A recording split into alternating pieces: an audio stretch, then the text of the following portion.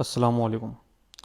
आज के लेक्चर में हम बात करेंगे अपने one of the most important topic add manager के बारे में कि फेसबुक के ऊपर पेड एड कैंपेन्स किस तरह से रन होती हैं।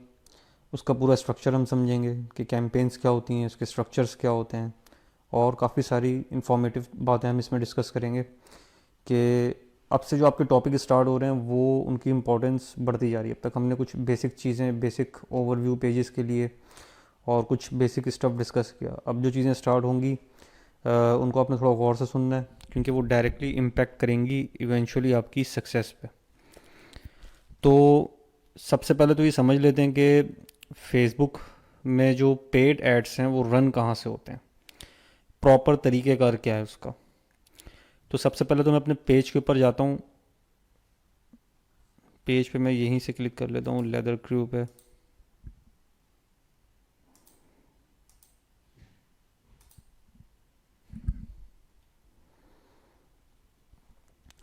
आप लोगों ने अक्सर देखा होगा कि जब आप पेज के ऊपर कोई भी पोस्ट लगाते हैं, कोई भी इमेज, किसी भी किस्म का कोई या कोई वीडियो आप अपने पेज के ऊपर अपनी जो पोस्ट है वहाँ पे पोस्ट करते हैं अपने पेज के ऊपर, तो यहाँ पे एक ऑप्शन आ जाता है बूस्ट अ पोस्ट का।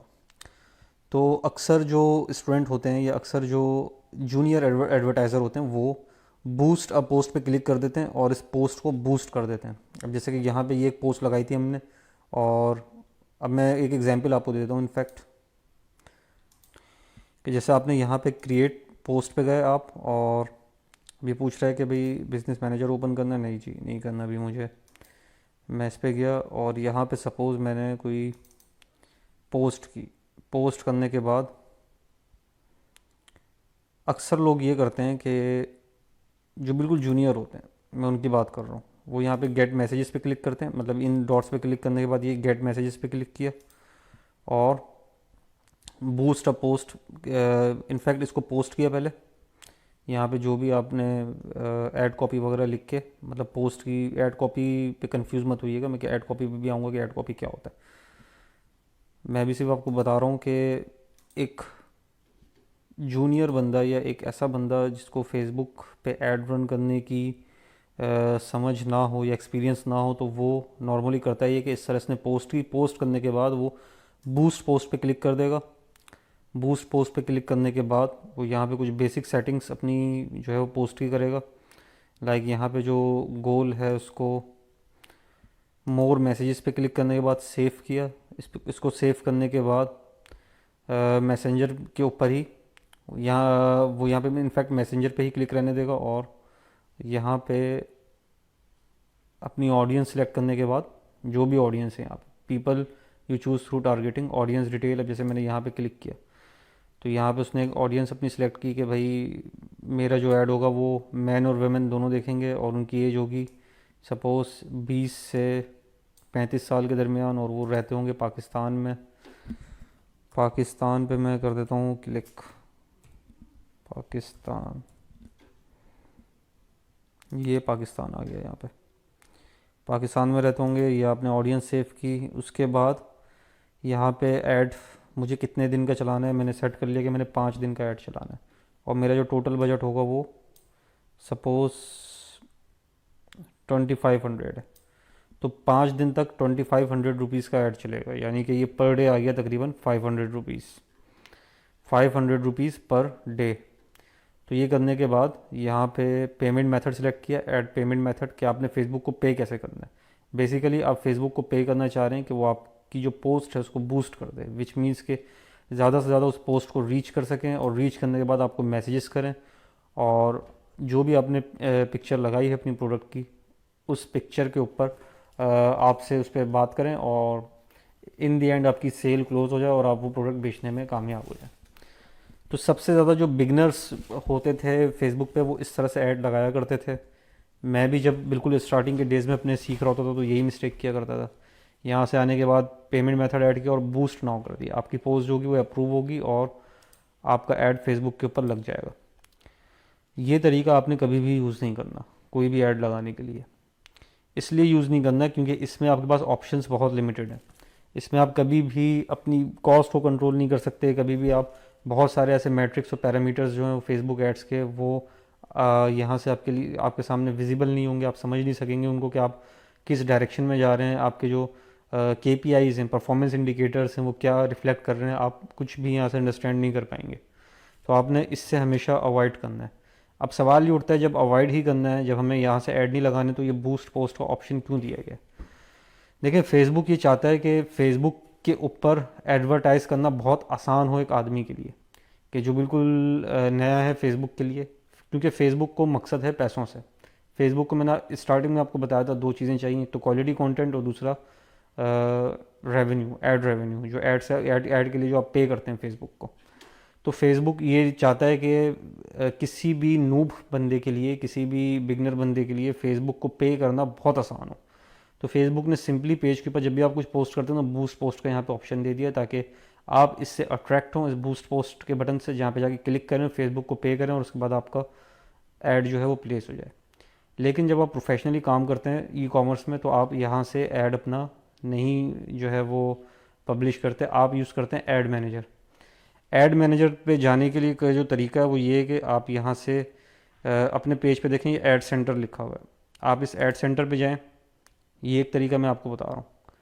और ये ऐड सेंटर पे आने के बाद जब आप यहाँ पे देखेंगे, ये 3 डॉट्स आपको नज़र आएंगे टूल्स पे, आप इस पर क्लिक करके विजिट्स ऐड मैनेजर के ऊपर क्लिक कर दें। एक तरीक़ेकार ये।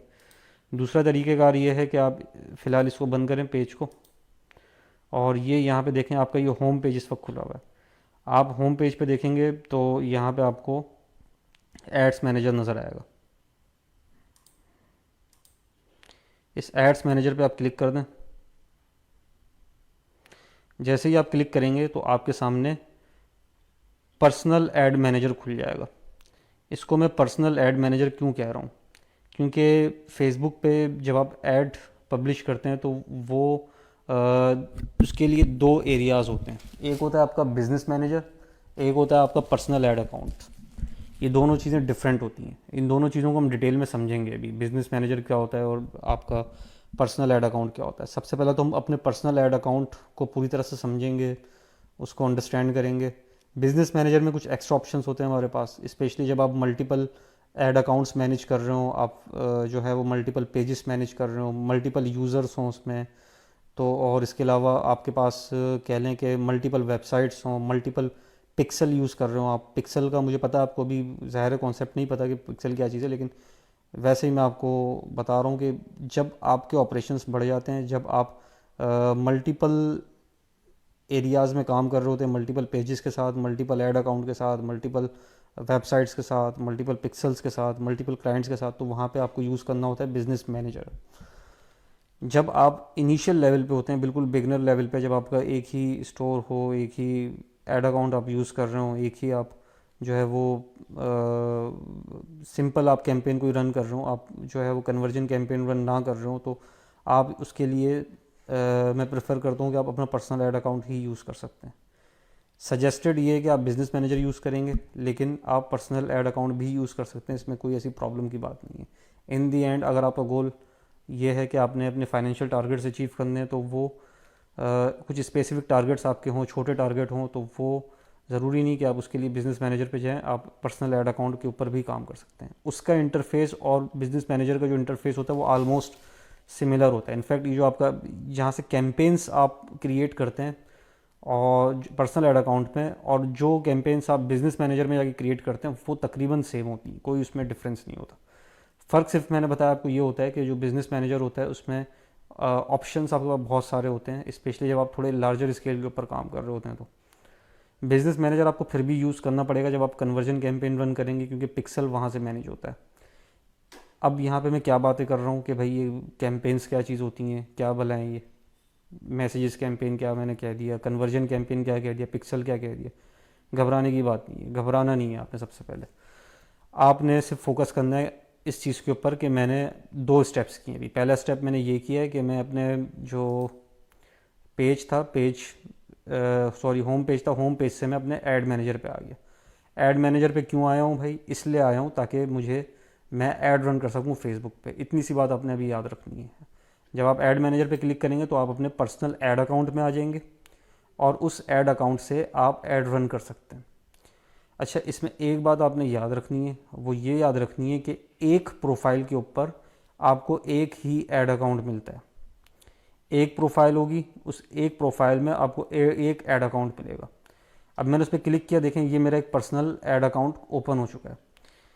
इसकी डिटेल ये यहाँ ऊपर टॉप पे दी हुई है, ये लिखा हुआ है जुनेद जाफ़र, और इसके आगे एक नंबर लिखा हुआ है, ये 301 से जो स्टार्ट हो रहा है, ये बेसिकली ऐड अकाउंट का नंबर है। आपका जो ऐड अकाउंट है जिससे आप ऐड रन करेंगे, फेसबुक ने हर ऐड अकाउंट को स्पेसिफिक नंबर असाइन किया हुआ होता है, तो आपका जो पर्सनल ऐड अकाउंट होगा वो बेसिकली यहाँ ऊपर मेंशन हुआ होगा, जैसे जुनेद जाफ़र है, ये पूरा आगे ऐड अकाउंट लिखा हुआ है इसका। जब आप मल्टीपल ऐड अकाउंट के साथ कनेक्टेड होते हैं, जब आप इस पर क्लिक करते हैं तो यहाँ पे मल्टीपल ऐड अकाउंट शो हो रहे होते हैं। अभी इस वक्त हमारा एक ही अकाउंट है, हम एक ही अकाउंट पे फ़िलहाल काम करेंगे। उसके बाद मैं पूरा सेटिंग आपको बताऊंगा, सेटअप करके बताऊंगा कि बिज़नेस मैनेजर किस तरह सेटअप होता है, क्या क्या ऑप्शंस उसमें होते हैं हमारे पास, उसका हम बहुत डिटेल में ओवरव्यू लेंगे। अभी सिर्फ आपने दो बातें याद रखनी। पहली बात ये कि आप अपने होम पेज से ऐड मैनेजर के ऊपर क्लिक किया आपने, तो आपके सामने ये स्क्रीन ओपन हो गई। क्यों ओपन की? इसलिए ओपन की क्योंकि यहाँ से हम अपने एड्स रन करेंगे। ऐड रन करने का दूसरा तरीका जो था, जो बेसिक वाला तरीका था, वो मैंने बताया था, जो आप पोस्ट को बूस्ट करते थे, वो तरीका आपने कभी भी यूज़ नहीं करना। ठीक है, अब हम थोड़ा सा समझते हैं, इस इंटरफेस का थोड़ा सा ओवरव्यू ले लेते हैं। मैं मोस्टली बात करूंगा इस कैंपेन के स्ट्रक्चर की, कि जो आपका ऐड कैंपेन आप क्रिएट कर देंगे, इसका स्ट्रक्चर बेसिकली क्या होता है। लेकिन उससे पहले थोड़ा सा ओवरव्यू ले लेते हैं, डिटेल में भी इसको समझेंगे भी, लेकिन थोड़ा सा ओवरव्यू अभी ले लेते हैं। लेकिन जब मैं इस पर क्लिक करूँगा तो मेरे पास मल्टीपल ऑप्शंस आ जाते हैं। ऐड कैंपेन का स्ट्रक्चर समझने के बाद हम one by one in options के ऊपर भी जाएंगे, और जो इंपॉर्टेंट ऑप्शंस हैं, सारे ऑप्शंस आपको समझने की और बहुत ज़्यादा डिटेल में इनफैक्ट जाने की ज़रूरत भी नहीं है। जो आपके काम के ऑप्शन आप उन पर ज़्यादा फोकस करेंगे।